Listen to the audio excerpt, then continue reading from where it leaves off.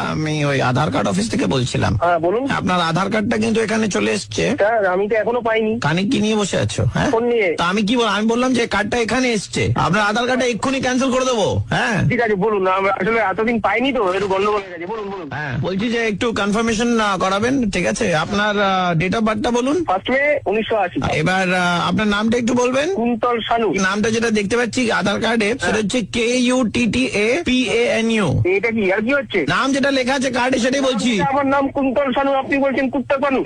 অনেক পানু সিনেমা দেখেন কি? আপনার মতো কথা বলছেন কেন? পানু ফানু আসবে কোত্থেকে? কার্ডে লেখা আছে সেটাই বলছি, কুত্তা পানু নাম লেখা আছে আপনার। আরে এতদিন ধরে পুরো নিজে হচ্ছে না, তারপরে যাও পারে না, তাও ভুলবার। কানের গোড়ায় দেবো।